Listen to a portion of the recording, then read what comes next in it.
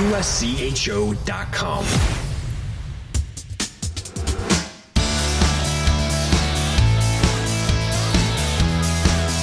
Welcome to USCHO Spotlight for Wednesday, January 3rd, 2024.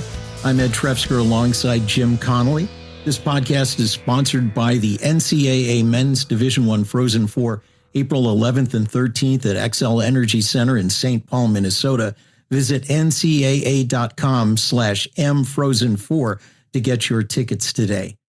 One of the areas of controversy in college hockey continues to be the transfer portal. And joining us now in USCHO Spotlight, he is the well-known beat writer at the Grand Forks Herald. That's Brad Schlossman. Brad, you had a great piece this past week about the transfer portal, and not just what the portal is, how it works, and all of that stuff, but more about how it's amazing that players are gone from the portal the day they enter. In other words, they are committed on the same day they enter, mostly because of the behind the scenes work of agents or family advisors or whatever you want to call them. Take us through what you learned in researching this piece and kind of where it lies in terms of NCAA legality and the fringe of the rules, if you will. Yeah. So, head coaches and players on different teams. Obviously, head coaches cannot contact players on different teams and try to get them to leave. But there are always third parties that are a way around it. And one of the ways is agents. And there are many different things that are happening with the transfer portal. Sometimes you'll have a player who's unhappy where they're at, and they will inform the agent and say, hey, look, like I'm not, this isn't happening here. Can you go kick the tires and see who may be interested?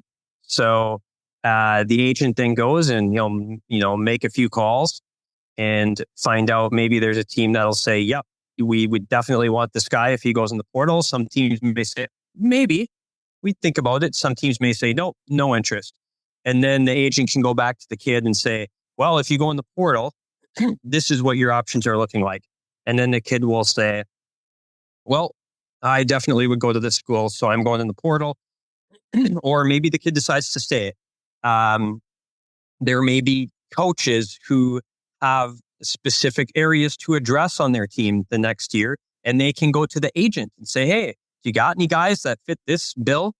We're looking for a guy. And maybe the agent says, actually, I have this guy, and he's at this school, and I don't think he's liking it very much. Maybe he will go there. Sometimes it's kids who have, all these kids are so interconnected. They've all played at different levels, a lot of them with each other. And maybe they have a buddy on another team. And, through the buddy, they find out that this team's looking for someone of this, and so there's a lot of third parties that are involved in finding places. So I think a lot of times we see a guy's name go in the transfer portal and we think that's when the recruiting battle begins. One coach told me if there is a big name player who goes in the portal and you have not gotten a call on that player yet, you're out. You have no chance. So yeah, there's a lot of behind the scenes work going on. I want to hit you on the agent side of this. We're not that far removed from when agent wasn't even a legal word in college hockey. You used to have to call them family advisors. They technically couldn't work for a player because that would make them or deem them as professionals if they had an agent. The role of the agent has changed so much. Is the role just continuing to evolve here, Brad, to the point that they're almost, as much of an extra coach for this player as anything? Well, I definitely think with the way the transfer portal is set up right now and how it's become so involved that the agents probably do have a larger role than they used to have at this stage in players' careers. We just never saw a lot of movement. Maybe there were some players that were being recruited by CHL teams, and you had them walk through their decisions, NCAA or CHL, with their advisors and agents, whatever label we want to give them. We all know it's the same thing. But yeah, I mean, I think in the transfer portal era, they're playing a big role, and You talk to certain coaches that definitely think they're playing too large of a role. You talk to some coaches who say, you know what, a kid probably should have an idea of what's out there before he gives up his scholarship and goes in the transfer portal. I've heard a couple of coaches told me, honestly, some of these kids are, just protecting themselves and not jumping in and ending up somewhere they don't want to go. In your discussions, Brad, where do you feel that the body of coaches kind of sit on this? I mean, I was down in Naples last year and remember hearing stories. I did not see it or witness it, but of coaches getting into it, very angry at one another and getting into it at a bar one night. And I don't, I think that there's any fallacy to that. I believe that there's a lot of truth, that there's some animosity among coaches. This was a sport where everybody was very close. There was a brethrenship within coaches. Do you feel like this is kind of dividing coaches in the way things go? And what do you feel like the overall body appreciates or doesn't appreciate about this process? Yeah, I mean, I think the situations where a coach believes that his player was specifically recruited by another program, and like let's say program A needs a center, they're really thin at center, and program B has this really good center, and program A watched him on tape, maybe played against him, and they went out through a third party and said, "You're our guy. We want you to come here. This is what we're going to do for you if you come here." I think that's where team B gets rather upset that their guy was being recruited. I think there are coaches who have just, thought, hey, this is the modern era of college athletics. Like, it's not going away. This is the way it is. There definitely are some coaches that, don't like the whole kicking the tires thing with the agents while they're still on another team. But guess what? It's happening for them too.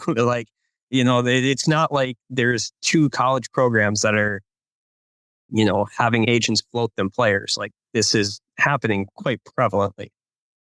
Brad, one thing that really stood out to me is in your piece, you wrote that if a team needs a center, it might scour college hockey rosters and pick out 10 intriguing players. And in a story that Jim wrote last fall, one coach told him that his assistant coaches are actually out there scouting players from other teams in case they would want to leave. At what point does the NCAA step in and say, hey, there's a little bit of tampering going on here? Yeah, I mean, it's tough because they're going to find a way around it, right? I think that's the question, is how can you bar certain things, because there's always ways around it, and that's what they're doing right now. Are there going to be changes to try to prevent some of those things? I don't know. I don't know what they would do. They're probably smarter people than me that could come up with ideas on it. But I do think, one of the coaches even told me that right now you have to have a good body of work on almost everyone, because you just don't even know who is going to go in the portal sometimes. And, I think when the portal era is first getting going, a lot of these coaches, the second a name goes in, they're sitting there trying to watch video on this guy. And, maybe some of them realize that, hey, it's better to get some body of work on a lot of different guys beforehand, in case they go in, you kind of know what you got. How much of this do you think is going to settle down, and how much did people tell you it's going to settle down once this one last year of extra eligibility goes away? Yeah, I didn't even ask that. I just personally think it will go way down, and that's based on, I looked up every player that transferred into a D1 program this offseason, and 42.3%, I believe it was, were guys who only had their COVID year left. So we are talking a massive number of the guys going in the portal are solely guys with that COVID year. So next year is going to be the similar type number of guys. And after that, I think we could see a drop off that potentially could exceed, 40%, maybe even 50% drop off. because then, guys are going to be getting more opportunities. So, of course, if the 2-time transfer lawsuit goes through, that could maybe change a few things too, with making it easier to transfer twice. That being said, I still see a massive drop off coming because the majority of guys going in the portal, or almost a majority, are guys with just that COVID year left. More with Brad Schlossman in a moment. This podcast is sponsored by the NCAA Men's Division I Frozen Four, April 11th and 13th at XL Energy Center in St. Paul, Minnesota.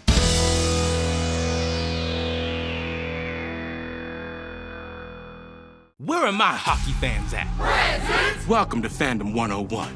It's NCAA Ice Hockey Championship time, when the hottest teams in the country face off under one roof. Be there to see your squad hoist the ultimate trophy overhead. The NCAA Men's Frozen Four, April 11th and 13th in St. Paul, Minnesota. Attendance is encouraged. Passion is mandatory. Buy your seats today at ncaa.com/mfrozen4. Class dismissed.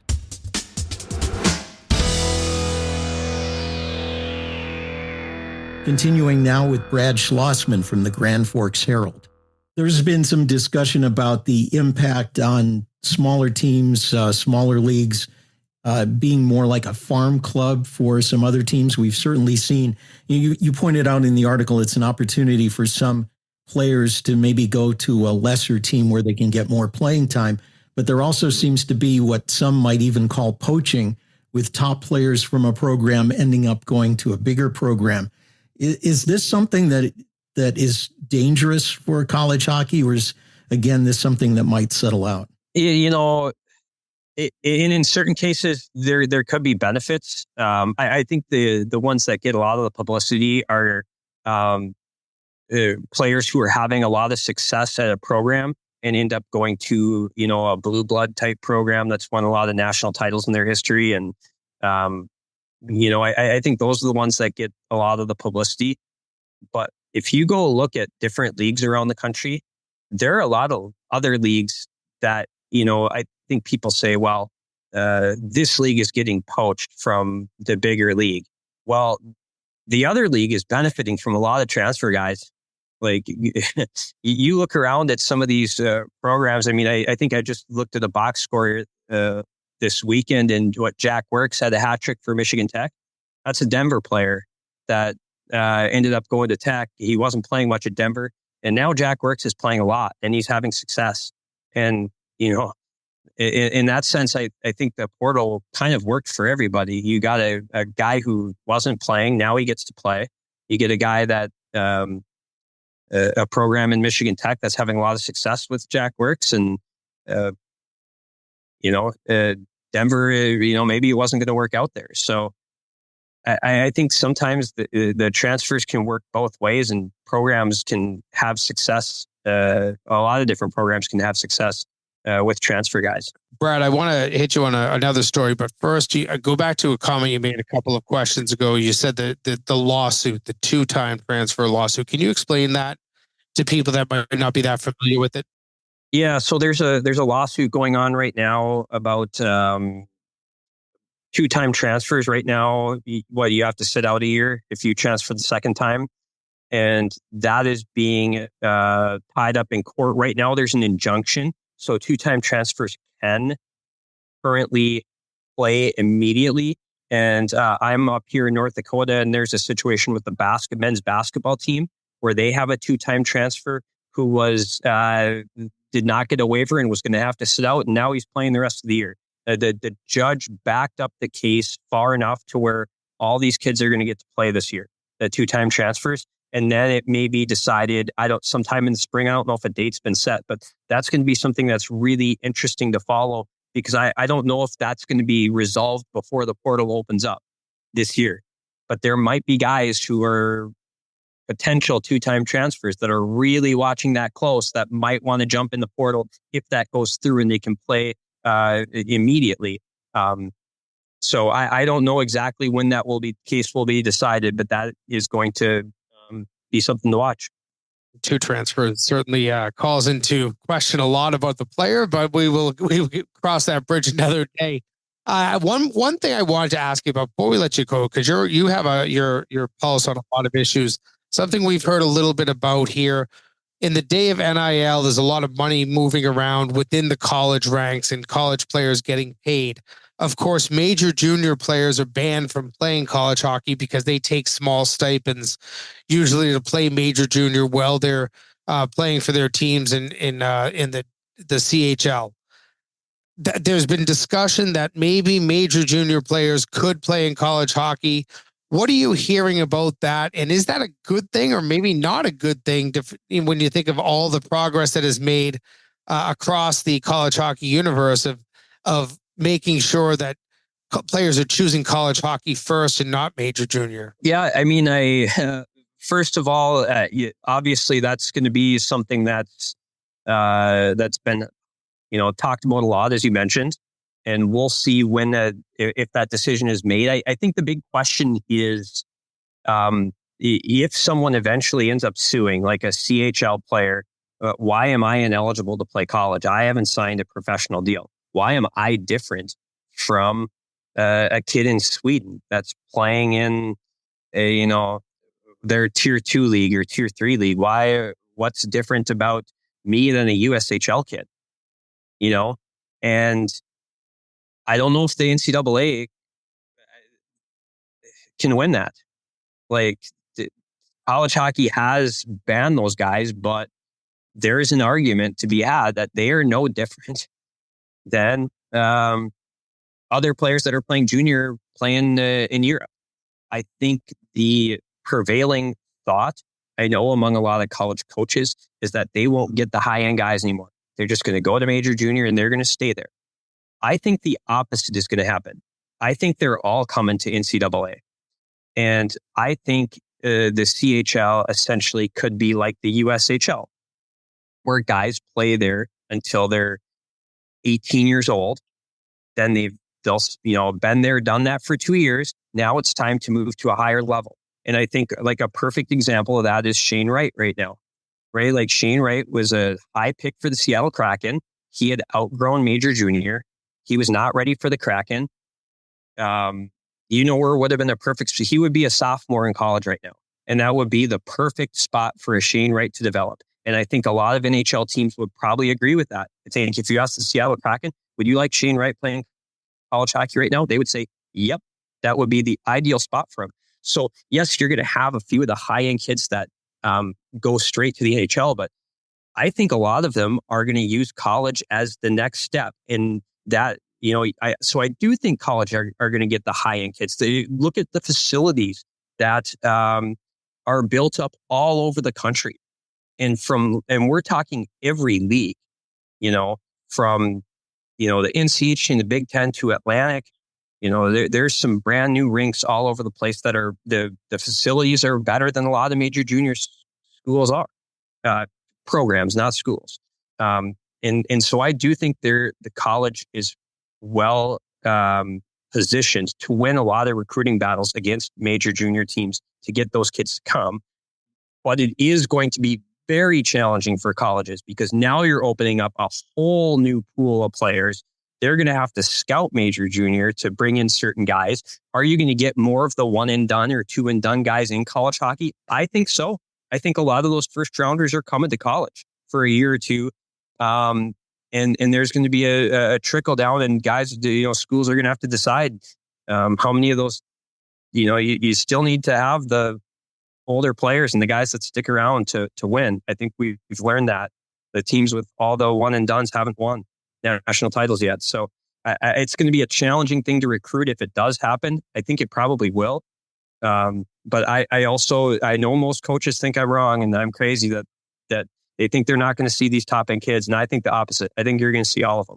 Well, you also mentioned use a European league as a comparison, but when a college program might be giving out, tens of thousands of dollars NIL money, it's hard to say that taking a few $1,000s a year in the CHL or major junior, makes you a professional when you have colleges doing such different things. But I think your argument is very fair that there is still a battle to be won. It does certainly increase the recruiting marketplace and sort of, makes you really spend more time scouting and watching more players than less. But it could be a good thing for college hockey. It could be a bad thing. It's hard to really predict this one.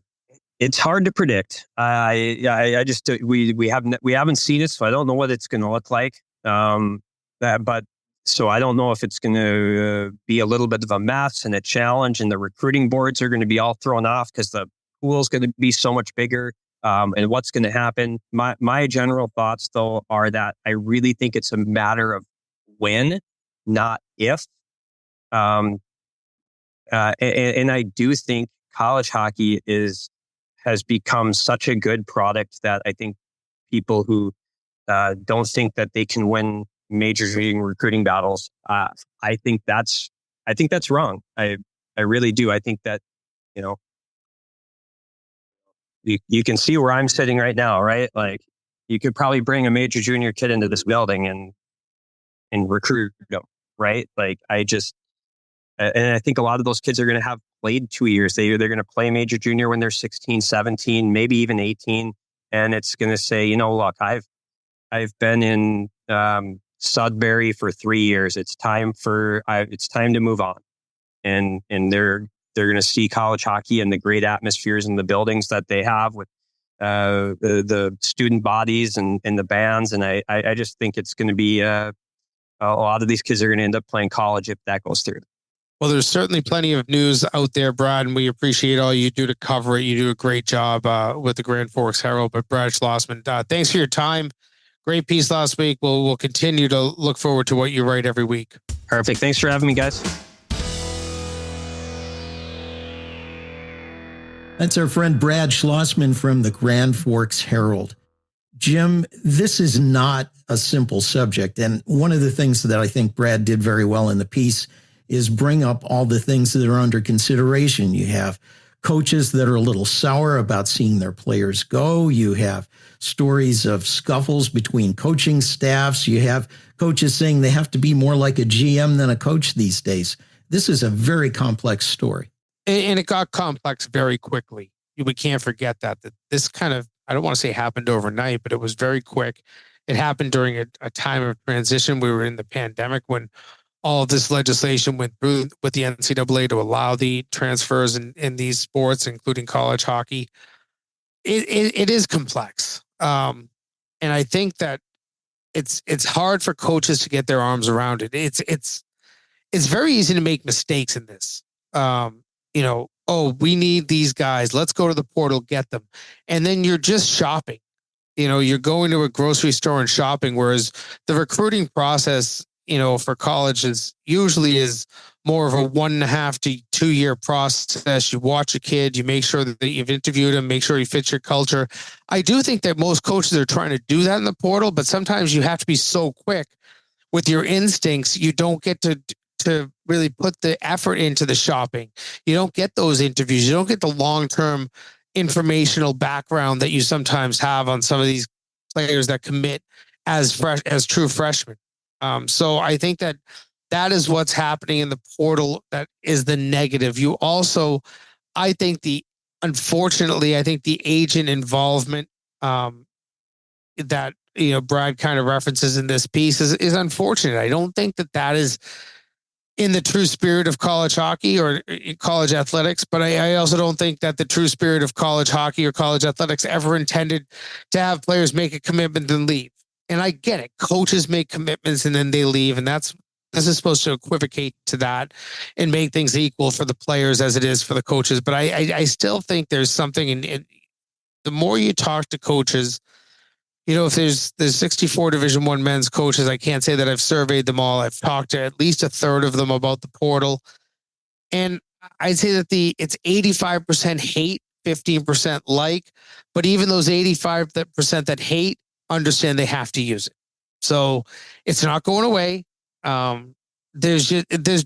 needs to be a way, because this was a really congenial sport where you felt like there was a lot of fraternity among the college hockey coaches. I think you're losing a little bit of that because there's some nastiness involved in the portal. And the way it gets used is so diverse among teams too. You have teams that use it as a major recruiting tool to fill in their program. You have some that might take one player, maybe two, to fill in a gap here or there.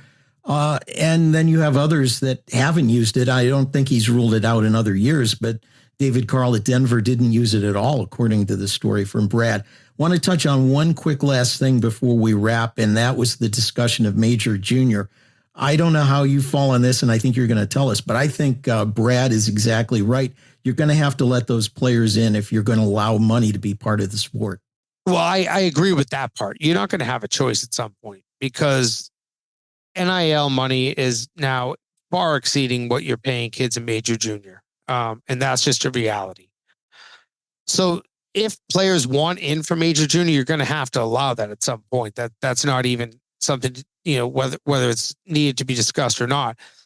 I understand the argument that there's been so much effort and money spent to make the case of why you choose college hockey over major junior. That's been almost the exact mission of College Hockey Inc. since it started. They've done a fantastic job.